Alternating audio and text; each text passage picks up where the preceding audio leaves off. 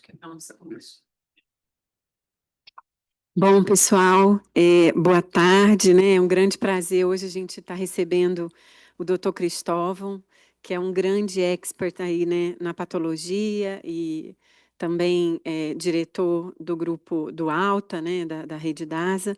Então, a gente fica muito feliz de receber o Cristóvão e trazer um tema que para nós é inovador, mas que ainda tem um monte de sombra, de dúvidas, o quanto é efetiva a biópsia líquida, para quem a gente deve pedir, se ela substitui ou não a biópsia tecidual, né? Quando que a gente melhor usa essa grande arma aí na jornada do paciente oncológico. Então, Cristóvão, muito bem-vindo e vamos começar. Gente, obrigado. Eu preparei uma super aula para vocês, mas o tempo não vai ser possível para a gente dá-la completa. Então, a gente vai fazer um bate-papo. Eu vou passando pelos pontos mais importantes. Importante que vocês entendam o conceito e perguntem o que vocês quiserem, tá? Fiquem à vontade para perguntar o que vocês quiserem.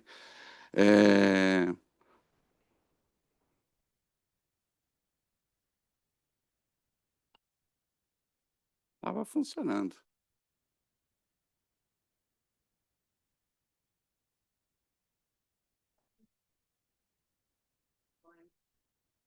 A gente testou aquela hora, mas não está passando agora.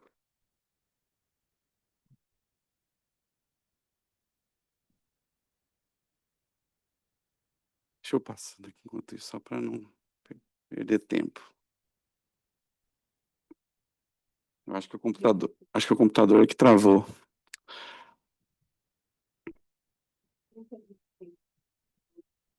Não, a gente testou antes.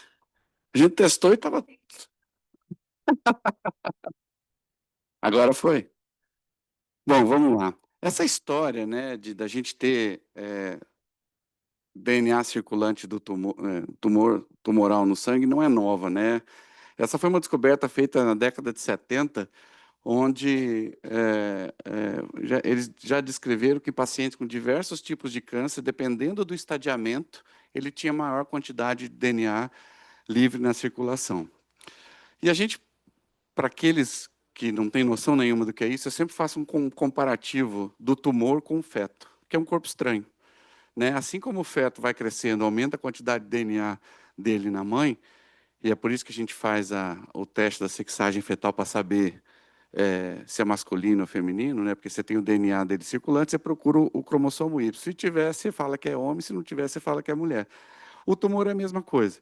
À medida que o tumor vai crescendo, né, são duas variáveis que dependem do tumor. Primeiro, a velocidade de crescimento dele, e a segunda, o tamanho dele. Então, quanto maior a velocidade de crescimento, quanto maior o tumor, maior a quantidade de DNA circulante eu vou ter. Tá? E no sangue, teoricamente, a gente pode pesquisar o que a gente quiser. Hoje já tem tecnologia disponível para a gente pesquisar o que quiser no sangue. Tá? Seja proteínas, hormônios, RNA, microRNA, RNA circulante, cell-free DNA, DNA circulante tumoral. Então, a gente já consegue fazer tudo isso.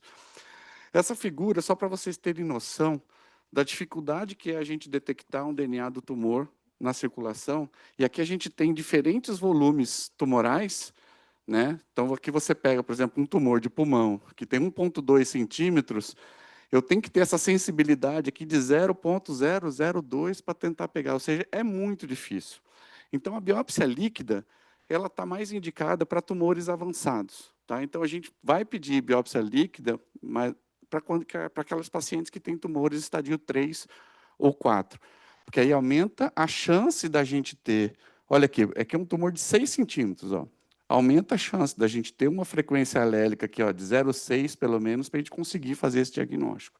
Não adianta pedir para tumor pequeno.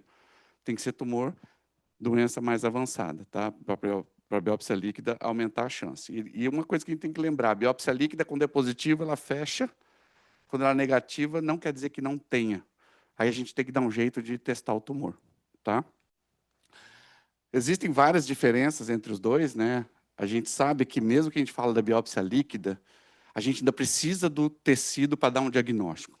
Todos os pacientes vão precisar de quimioterapia convencional uma hora durante a vida do tratamento. Então, assim, a histologia é extremamente importante para direcionar o tratamento do paciente e também a gente pode fazer um CGP, um sequenciamento no tumor.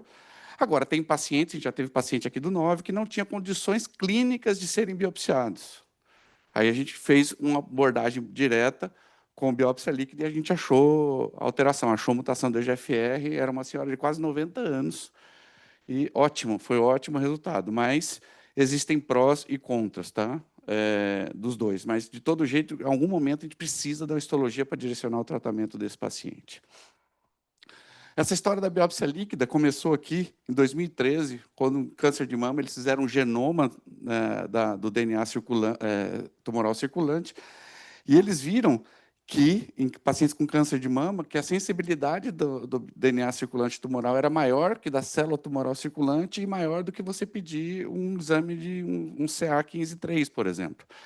Então, a partir desse momento, a gente começou cada vez mais a estudar menos célula tumoral circulante e passou a estudar muito mais DNA circulante tumoral, mostrando que ele tinha um hazard ratio muito maior que célula tumoral circulante e dava outras informações acerca das mutações que esse tumor possuía, que as quantidades de célula tumoral circulante não te dava. E a gente pode usar a biópsia líquida em toda a jornada do paciente, desde a detecção precoce, a resposta à neoadjuvância, a resposta ou indicação da adjuvância, ao segmento desse paciente e também o tratamento de doença metastática. Para tudo a gente tem uma indicação aqui. Quando a gente pensa em screening primário, aqui eu acho que está a grande revolução, e eu acho que até o final do ano a gente vai ter uma grande notícia para o mercado, é que quando a gente mais cedo detecta o câncer, maior a chance de cura, e principalmente aqui para o sistema, mais barato é o custo de tratar esse paciente. Lógico, que a gente fala também que o mais importante, que aumenta muito mais a chance de cura. Tem dois estudos muito importantes. Tá? Um é esse aqui, que chama Pathfinder, que ele pegou nos Estados Unidos 2 grupos, tá? Com mais de 50 anos. Um era um grupo que tinha fator de risco, ou seja, já teve um câncer tratado há mais de 3 anos, ou que tinha um painel de câncer positivo, ele tinha um gene associado com câncer, tá? Ou que tinha um hábito, era um tabagista. Então, o paciente tinha mais alto risco de ter câncer e o outro grupo não tinha nada, tá? Não tinha esses riscos. Quando a gente foi ver que de todos esses pacientes, 1,4% desses pacientes, esse teste detectou que o paciente tinha um sinal de câncer, tá? Desses aqui, 0,5 foi positivo e 0,9 negativo. Falou assim, putz, é muito negativo, né? É um falso negativo, que você fala que o cara tem chance dele ter câncer, mas ele não tem.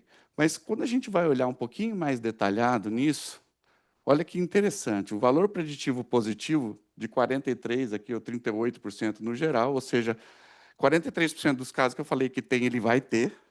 E o mais importante, a especificidade, quase 100%. E outra coisa, o valor preditivo negativo, ou seja, quando o teste é negativo, esse paciente não tem câncer. Eu acho que é o mais importante. Quando a gente faz screening, a gente tem que usar um teste que tem alta sensibilidade para falar quem tem câncer e quem não tem. E esse teste atingiu. E o mais legal dele é isso aqui, gente. Ele, além de falar se o paciente tem câncer, ele fala da onde é o câncer. Ele acerta aqui, ó, a primeira hipótese em 87%, e quando ele coloca a primeira e segunda hipótese, ele acerta em 100%. Ou seja, se eu faço o exame e falo que eu tenho suspeita de ter um câncer de laringe, eu não vou estudar o paciente inteiro, eu vou direcionar meu tratamento aonde eu vou procurar. E se eu usar os 2 primeiros sítios que ele sugere, eu consigo detectar em 100% dos pacientes onde está esse câncer. E quando a gente olha a quantidade de tumores que ele achou, principalmente linfomas que estavam em estadio 1, que a gente não faz diagnóstico desse povo. Então, assim, uma série de tumores que a gente investiga. Então, esse é o teste que chama Gallery, tá? É um teste da Grail, que é um teste de metilação, que nós estamos trazendo para o Brasil, a DASA. E, no outro lado, a gente teve um outro estudo com o mesmo teste, que chama Simplify, que é do pessoal do NIH, do governo da Inglaterra, que aqui ele pegou diferente. Eles pegaram pacientes, aqui quase 5.000 pacientes, ó, que tinham suspeita de ter câncer. Por quê? O que esse paciente tinha? Perda de peso, alteração de hábito intestinal, sangramento pós-menopausa ou retal. Nesses casos, a gente já aumentou de 43% lá para 75%. Ou seja, quando eu começo a investigação de um paciente com suspeita de câncer com esse teste, 75% dos casos que eu vou conseguir pegar com ele. E o valor preditivo negativo altíssimo também, ou seja, quando é negativo, eu vou fazer outra coisa que esse paciente não tem câncer. Tá? Uma sensibilidade de 80%. Então, isso aqui, para mim, é o futuro do screening de câncer. A gente vai começar a fazer diagnóstico muito mais precoce e direcionar o tratamento, fazer um diagnóstico mais rápido. A seleção de pacientes para terapia adjuvante, acho que todo mundo já ouviu falar desse estudo um dia, que chama Dynamic, que, na verdade, ele pegou o seguinte: pacientes com câncer coloretal, estadio 2, faço ou não faço quimioterapia. Se eu direcionei o tratamento desses pacientes pelo teste, eu reduzi em 50% o número de pacientes que eu fiz quimioterapia e tive uma não inferioridade, exatamente a mesma coisa o desfecho deles. Então, além de diminuir 50% a quimioterapia, aqueles que são positivos para o DNA circulante tumoral, a maior parte desses pacientes acabam fazendo um esquema completo de quimioterapia, não vão fazer só 5FU ou Xeloda da vida. Então, assim, você trata de uma maneira mais adequada e menos pacientes e tem o mesmo resultado. Então, hoje, isso aqui já é um padrão. A maior parte dos exames que a gente faz isso chama Signatera, e a boa parte desses casos, a maioria são carcinomas coloretais que os pacientes testam. A caracterização molecular e detecção de mecanismos de resistência. Né? A gente sabe que o pulmão é um exemplo clássico, né? Um conjunto de doenças raras, a gente tem múltiplas mutações, e se a gente não pesquisar tudo, a gente come bola e não vai tratar esse paciente direito. E isso muda muito a sobrevida do paciente. A gente sabe, se você testar primeiro o tecido e depois o plasma, você vai pegar 67% aqui primeiro, e aqui 87% das alterações se você testar primeiro a biópsia líquida. Mas isso não está acessível para todo mundo. Nos Estados Unidos, isso já é padrão, estudar o tecido, e fazer a biópsia líquida, porque eles se complementam. Nenhum dos dois pega 100%. Então, a gente tem que ter esse complemento. E aqui é o resultado de um estudo parecido, feito pelo Memorial, o MSK Access, que é a biópsia líquida, e o Access, que é a biópsia líquida, e o Impact, que é do tecido. Em comum, 60% dos diagnósticos, a gente tinha a mesma alteração no tecido e líquido. Aqui, no tecido, 21% que eu não encontrei na biópsia líquida, e aqui 20% na biópsia líquida que eu não encontrei no tecido. Então, isso aqui mostra que, se você não achou nada em uma, você tem que fazer a outra para aumentar em pelo menos 20% a chance de você pegar alguma alteração que esse paciente possa ter. Tá? São testes complementares. E aqui mostra que, às vezes, dependendo do tumor, é muito mais fácil da gente detectar uma alteração na biópsia líquida do que o Access. Aqui, gente, é a biópsia líquida. Em alguns casos, é muito mais fácil a gente detectar alteração no líquido do que no tecido. Esse aqui é um artigo que saiu agora, esse mês, em agosto. Ainda não está publicado, ele está só online primeiro, que eles fizeram exatamente isso. Pegaram os pacientes e foram 1.800 pacientes, fizeram Foundation Liquid e Foundation CDX, ou seja, estudaram tecido e líquido. E foram ver. Aqueles que foram positivos, eles eram dicotomizados. Ou eles iam para o Molecular Tumor Board e era discutido o tratamento de acordo com a alteração molecular, ou o médico decidia tratar de acordo com o padrão que a gente tinha no lugar. Obrigado, querida. E quando a gente olha, a gente encontrou que 50% dos casos tinha a mesma alteração no tecido e no líquido, na biópsia líquida. 35% só tinham no tecido e 16% só tinha na biópsia líquida. E quando a gente olha essas duas curvas, aqui são em vermelho, são os pacientes que foram tratados de acordo com o achado molecular, e aqui o Standard of Care, melhorando a sobrevida global, e sobrevida livre de progressão também, quase o dobro aqui dos pacientes que foram tratados de acordo com os achados moleculares. E aqui é um achado muito interessante que eu não tinha escutado ainda, que faz diferença, sim, a gente encontrar essa alteração molecular tanto no tecido quanto no líquido. Quando a gente encontra essa alteração tanto no tecido quanto no líquido, esses pacientes têm uma resposta melhor. Por que isso? Porque, muito provavelmente, essa é uma alteração importante que está na maioria das células. Então, se você vai fazer esse tratamento, você vai tratar a maior parte das células. Quando a gente pega, por exemplo, só na biópsia líquida, é pior porque, muitas vezes, isso é uma alteração que está num clone menor de células, né? Então, você vai tratar, talvez, uma população menor de células. Mas, independente se você trata de acordo com o tecido ou biópsia líquida, esse paciente tem uma resposta melhor do que não tratar de acordo com a alteração molecular. Tá? E aqui a gente vai mostrar a nossa biópsia líquida, né? A biópsia líquida da ASA. Na verdade, é a biópsia líquida, é o MSK Access, é a biópsia do memório, que foi transformada em kit para ser produtizada. No Brasil, a gente tem a exclusividade desse teste. É um teste bem legal, que a gente avalia 146 genes, a gente vê variação do número de cópia em 70, fusão em 10,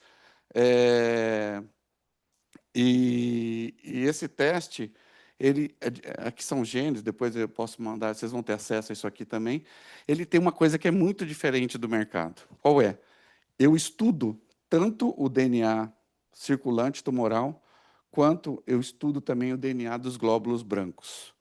Por quê? Um carrega uma alteração que é germinativa, ou seja, que eu tenho em todas as minhas células, e o outro eu pego só do tumor. Então, quando eu encontro uma alteração, eu consigo falar se isso é germinativo ou se isso é próprio do tumor. Nenhum outro teste tem isso. Então, a gente roda 2 testes em paralelo, germinativo e somático, procurando uma alteração. E aqui é uma outra diferença, gente. Para fazer uma biópsia líquida, para você ter a sensibilidade de achar alguma coisa, é você buscar uma agulha no palheiro. Então, aqui a gente faz um sequenciamento mínimo de 20 mil vezes. Eu tenho que sequenciar 20 mil vezes aquele lugar para procurar uma alteração. No tecido, a gente faz no mínimo 500. Por isso, o custo da biópsia líquida ela é muito maior, tá? Porque a quantidade de sequenciamento que a gente faz é muito maior. E aqui eu trouxe alguns exemplos para você ver. Esse aqui é um teste muito legal. É um paciente meu lá de Campo Grande, eu tenho um laboratório lá também. É um paciente com 60 anos, teve uma histórica de melanoma há 4 anos, mas não teve nada, então, e agora apareceu com uma massa pulmonar. Era era uma neoplasia pouco diferenciada, e na imunohistoquímica não tinha nenhum marcador que sugerisse ser um melanoma metastático. E quando a gente fez a biópsia líquida, olha o que veio. BRAF em 70%, uma frequência allélica gigante. A gente viu PIK3CA e uma outra coisa importante, aqui a gente vê mutação do promotor do TERT. Então, a gente sabe que TERT, BRAF, com essa história, isso é um melanoma desdiferenciado que esse paciente tem. A gente matou 2 coelhos com uma cajadada só. Eu consegui falar para o médico, isso provavelmente é um melanoma desdiferenciado, e já esse cara vai tratar de uma maneira diferente, porque já tem o BRAF para ele tratar. E tem uma outra coisa que esse teste dá, que os outros não dão, que é isso aqui. Ó. Como ele avalia o que tem germinativo e somático, a gente tem alguns genes que estão associados a uma coisa que chama-se hematopoese clonal, que pode ser um falso positivo, que se a gente dá no tecido, né, se você achar essa alteração no plasma, eu posso falar que esse paciente, por exemplo, tem mutação de P53, e, na verdade, ele não tem. Tá? Na verdade, ele tem aqui mutação de DNMT3A, que é um modificador de histona que é comum. E esses pacientes que têm hematopoese clonal, a gente sabe que são pacientes que têm uma tendência maior a desenvolver neoplasias mieloproliferativas no futuro. E a gente também já tem isso publicado, que esses pacientes que têm hematopoese clonal têm um prognóstico pior associado a câncer de pulmão. Tá? Então, é mais uma informação que esse exame oferece. Aqui é um outro, né? Aqui é um paciente com câncer de pulmão, com a deleção do exon 19, também tinha hematopoese clonal. E aqui eu trouxe para vocês verem como é o programa, que você vê, de um lado, a frequência alélica do tumor e a outra germinativa. Então, a gente consegue saber aqui se essa alteração é germinativa ou não. Muitas vezes você vai fazer um diagnóstico de uma mutação germinativa de BRCA numa biópsia líquida, você vai fazer. Tá? Aqui é como vem o laudo, né, a alteração e as drogas que a gente tem aprovado para tratar esse tipo de alteração. E aqui, por último, um caso bastante interessante também, que era um paciente que tinha um câncer coloretal e tinha um câncer de próstata, cheio de lesões metastáticas e não tinha condição de biópsia, a médica não sabia de onde era esse tumor.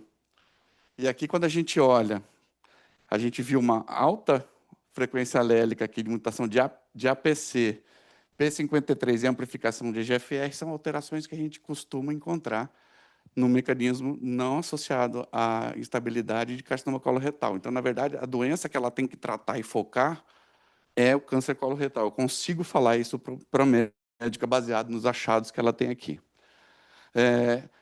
Um outro uso importante é a estratificação prognóstica desses pacientes. E aqui a gente tem resultado do iSpy, né, usando Signatera, que a gente vê que antes ao diagnóstico, né, antes de fazer a neoadjuvância, eu já consigo estratificar o risco dessa mulher com paciente com câncer de mama. Quanto maior a quantidade de moléculas tumorais por ml, maior o risco que ela tem de progressão.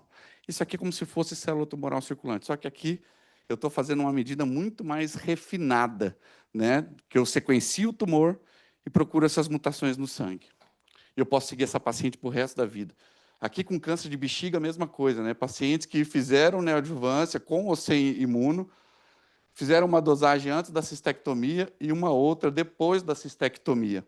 Quando a gente olha, independente se esse paciente teve resposta patológica completa, se pós-cistectomia ele tem um DNA circulante tumoral negativo, o prognóstico dele é bem maior.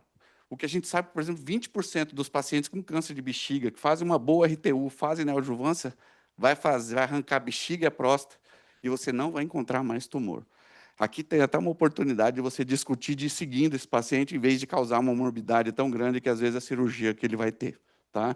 Então, isso é muito legal. A gente já sabe já há muito tempo que, depois que a gente começa a tratar paciente com câncer de pulmão e GFR mutado, na terceira semana, se a gente já dosar essa biópsia líquida, se tiver sumido, se for negativo, o prognóstico vai ser muito melhor, vai estar respondendo muito mais. Uma outra indicação muito legal é o monitoramento de terapia, e aqui é outro uso fantástico, que é a mesma coisa que a gente falou lá do câncer coloretal estadio 2, aqui eles fizeram para todos os câncer coloretal de estádio 1 a 4, que eram passíveis de ressecção. Então, eles foram fazendo, depois de 4 semanas da cirurgia, 12 semanas, depois foram fazendo a cada 12 semanas essa biópsia líquida.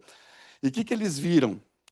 Que, independente, em 4 semanas, aqueles pacientes que tiveram negativo a doença residual mínima, ele tinha uma sobrevida livre de progressão muito maior do que aqueles que foram positivos. Quando você olha a análise multivariada, olha o hazard ratio do DNA circulante tumoral comparado com todas as outras alterações que às vezes a gente usa para levar em consideração o tratamento desse paciente. É gigante o benefício.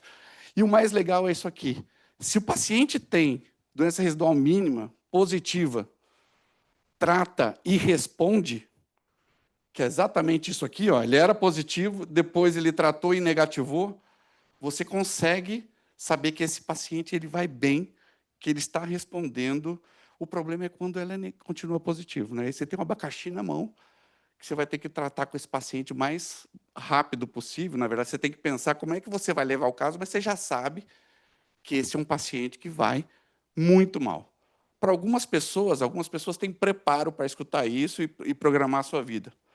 Muitas outras não vão querer. Então, vai depender muito das condições financeiras e intelectuais que o paciente que você vai ter para tratar.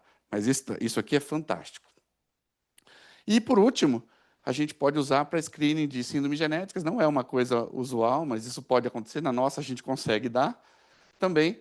Mas a gente não é besteira, não. Mas, por exemplo, 15% dos cânceres de pulmão pode estar associado aqui a síndrome genética que você vai conseguir detectar na biópsia líquida.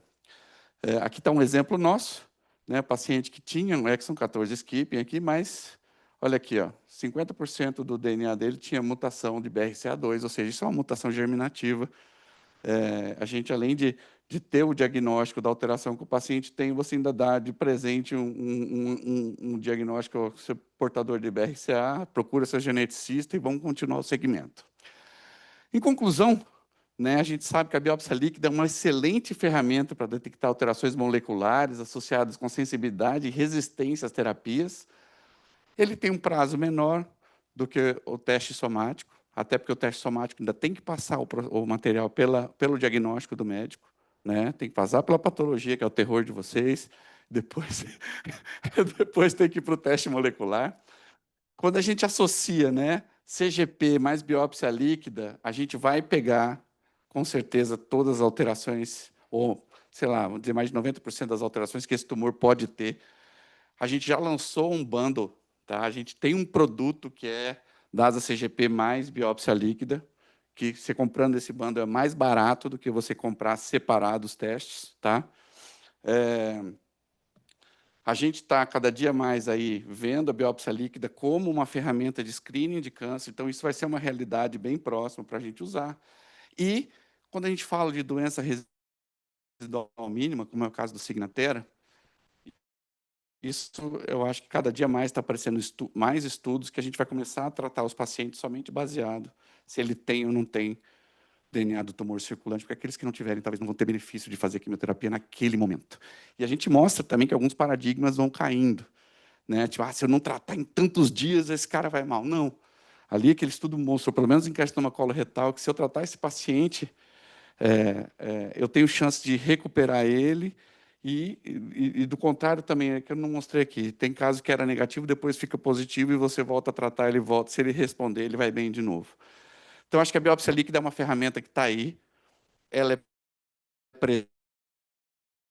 presente, está disponível, e uma ferramenta que a gente pode ajudar muita gente. Queria agradecer e desculpa a correria, mas foi um prazer estar aqui com vocês hoje, viu?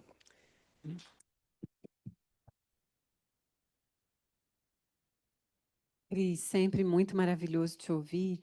Eu tenho algumas perguntas, não sei se alguém quer fazer alguma pergunta. Esse é um tema que tem um monte de dúvida, né? Não é algo que a gente tem tão corriqueiro, até por conta do custo, né? A gente tem aí uma.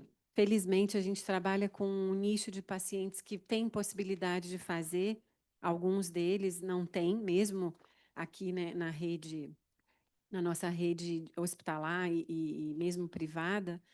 Eu já vou levantar algumas dúvidas aqui, Cris. Por exemplo, assim, até foi novidade para mim de toda a informação germinativa que a biópsia líquida pode dar para nós, né?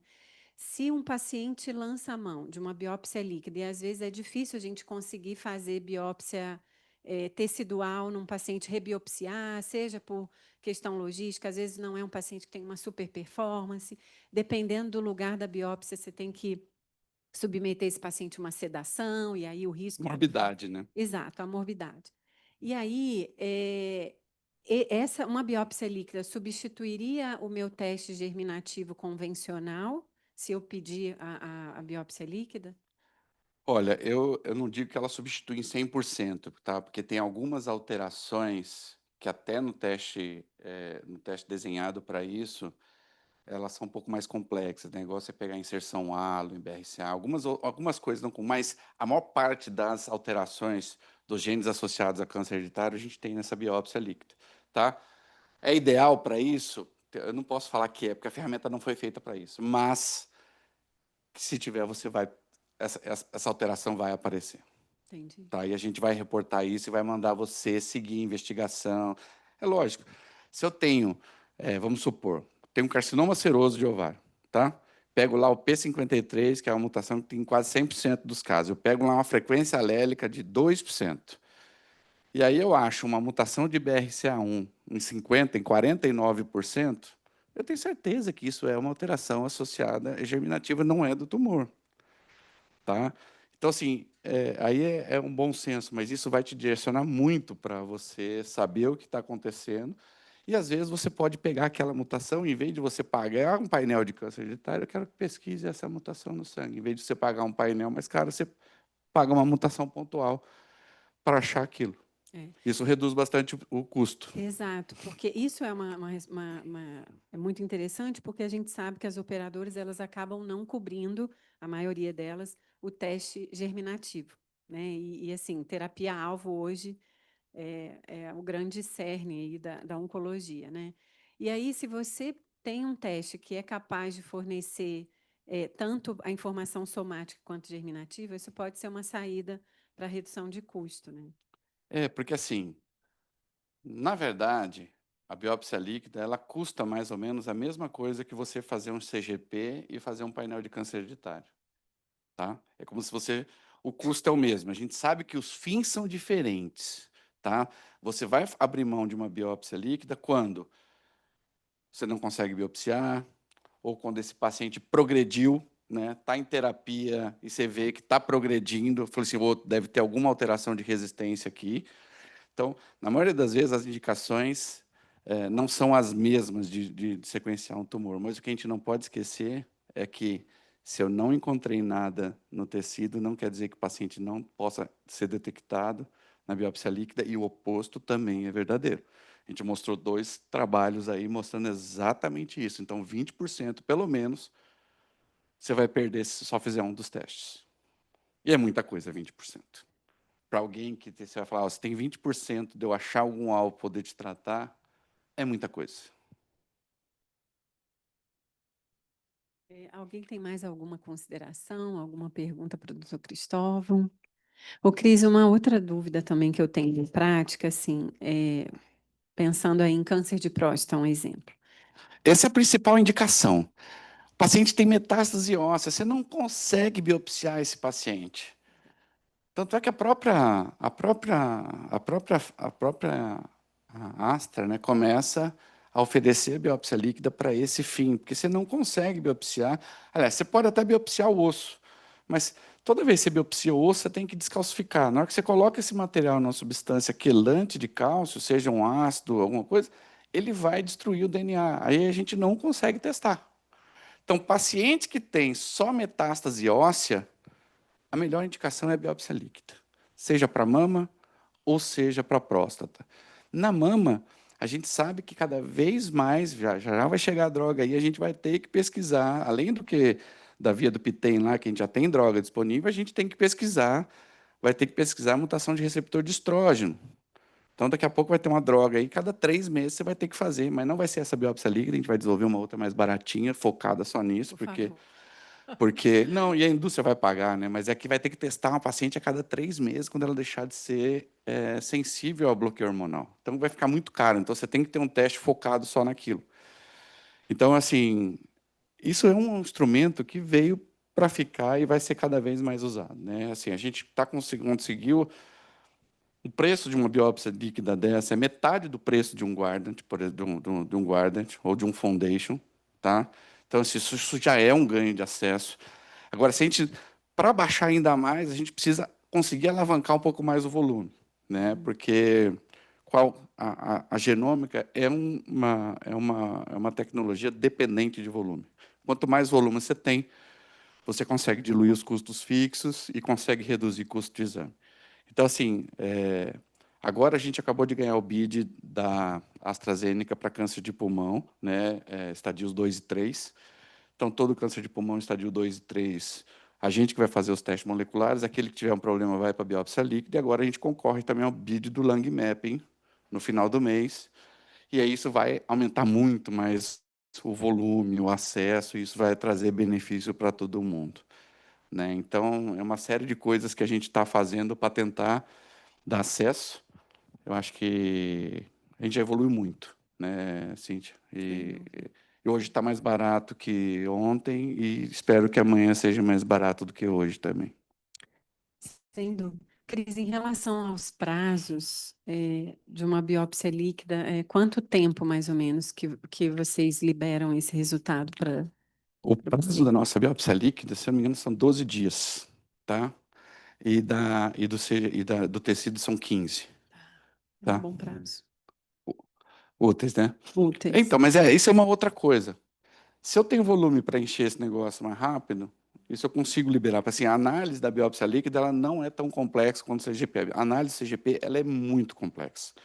Às vezes as pessoas acham que não, mas às vezes você pode demorar até um dia para fazer a análise de um caso. Então, assim, ainda é trabalhoso. Isso ontem o presidente da Sofia estava visitando o laboratório E a grande discussão é, né, a gente precisa evoluir com inteligência artificial para acelerar a análise. Então, além de toda a burocracia, né, do cadastro, de colher, de chegar no laboratório, fazer um processo de 5 dias de bancada, quase, com o NGS são quase 5 dias de bancada, para quem não sabe, ainda tem todo o desafio da análise.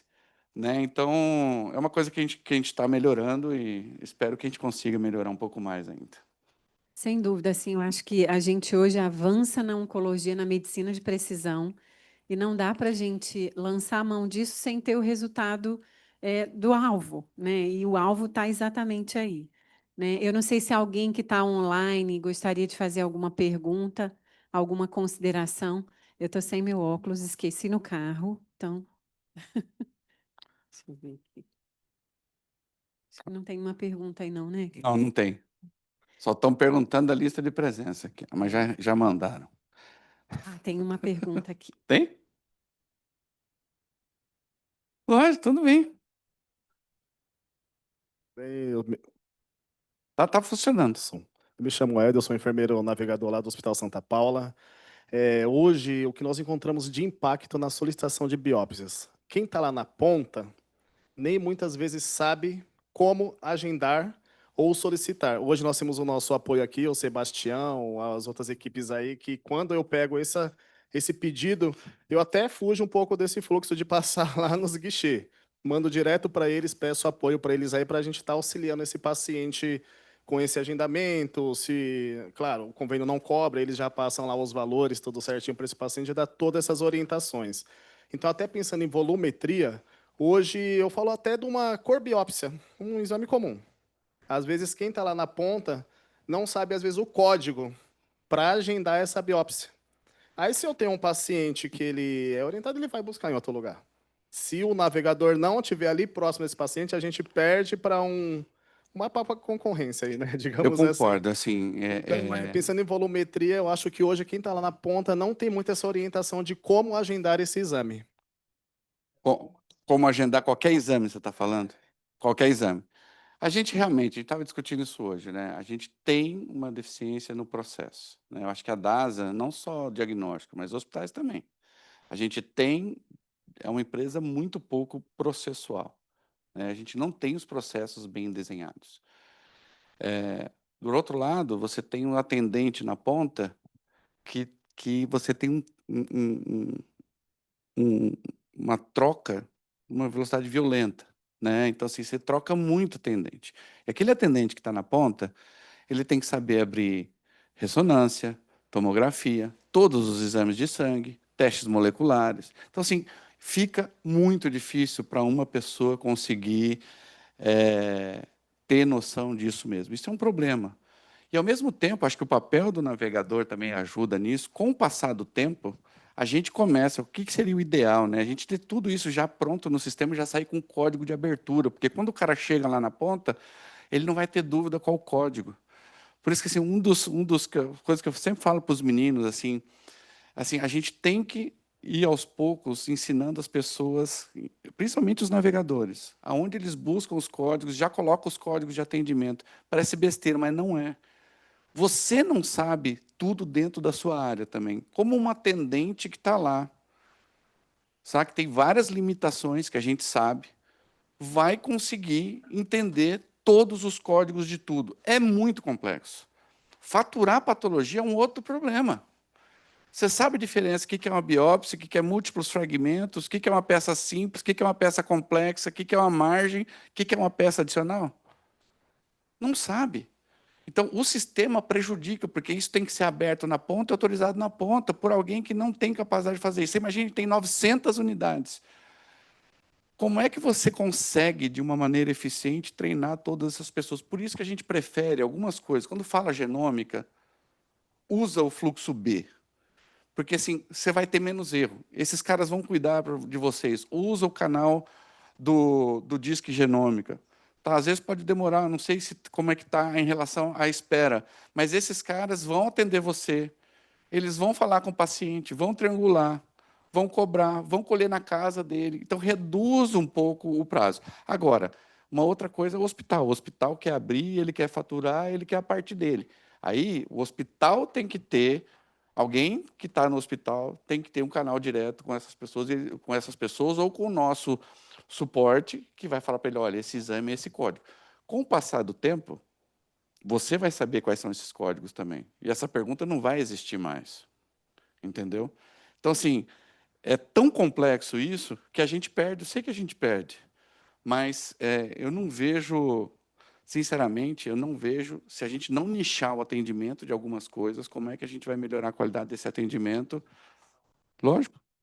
Com o Delboni, com a Karina, né, que é a nossa gerente lá, nós temos uma concierge que está voltada para ficar treinando conosco, né? Então, nosso foco muito é os primeira vez, né? Pensando nos primeira vez e essas biópsias que é muito voltada à genômica aí. Então, essa pessoa está ficando próximo de nós para entender o que é mais voltado aos exames do paciente oncológico, né? Para a gente conseguir também garantir que ele foi agendado, que ele É foi isso, porque se encaminhado, você abre essas direito, orientações. você atende rápido, E você vai ter essa o pessoa está resultado sendo mais treinada rápido. conosco, tem funcionado. Ele tem a percepção melhor do hospital, do laboratório de todo mundo. Entendeu? Assim, o problema de atendimento reflete na percepção de qualidade do todo, não é só de uma parte ou de outra. É isso que a gente discute tanto aqui, né? Aí, os oncologistas, eles costumam já encaminhar para mim, então eu já vou para o acionamento. Você já sabe onde você de busca o Sebastião, resultado. né? Então, É isso, tem que ter, todo lugar tem que ter alguém que assume esse papel, entendeu? Se não tiver, não vai dar. Eu acho que esse é um ponto super sensível. A gente vive conversando, a gente tem tentado melhorar isso. E assim, eu acho, Cris, que é algo que ninguém conhece. Assim, diferenciar biologia molecular é algo muito complexo, né? Então, você saber diferenciar os testes, mesmo para nós, eu não faço pulmão há anos. Então, se você me falar, eu sei as principais, mas assim, o que está vindo por aí, mesmo nós médicos, a gente não sabe interpretar todos esses testes mais, né? Cada um focado na sua área. Então, imagina para um atendente, aí a gente perde. Pensando que a gente está lidando, na imensa maioria, com exames particulares, se você é ineficiente no atendimento, esse paciente ele vai bater na porta mais eficiente e vai fazer, porque ele tem o dinheiro, ele tem pressa. Então, se a gente ficar batendo cabeça e esse fluxo demorar, eu tenho que ligar para fulano, ligar para ciclano, e eu já não tenho nem como dar o preço ou o fluxo que seja para esse paciente, ele vai bater no vizinho, né? Então, assim, eu costumo dar um exemplo muito clássico. Eu gosto de mergulhar. Eu e meu marido, a gente mergulha aí mundão afora. E aí a gente fez uma viagem e eu não tive tempo de fazer o agendamento. Fui numa loja lá de mergulho. Falei, olha, eu vou passar tantos dias aqui, eu preciso mergulhar. E aí ela falou, tá bom, vou te passar daqui a pouco O preço. o preço. Aí eu falei, caramba, mas eu vim pessoalmente, né? Aí fui na porta do hotel, falei, olha, tem umas 3 aqui. Eu mandei o WhatsApp. Teve uma delas que falou assim, olha, eu já tenho para amanhã, eu tenho um Master Diver para amanhã, o preço é esse, se você quiser já posso agendar e está tudo certo. Foi lá que eu fui. Eu nem quis saber o preço, porque eu precisava aproveitar a viagem, eu não quis saber o preço. E aí, um dia depois, veio as outras 2 perguntas, né? Então, assim, já era. É igual Então, assim, orçamento de cirurgia de hospital, né? É a mesma coisa. exato, exato. Então, assim, o quanto mais a gente for eficiente, e assim, um canal muito utilizado é o WhatsApp, né? É uma ferramenta que hoje a gente não pode. Você faz tudo, você reserva a lavanderia, você vê o marceneiro, tudo por aqui, né? Então, tem que ter um canal eficaz e informações bate-pronto. Né? Então, assim, e isso é preparo, é treinamento, né? E assim, a gente precisa aprender.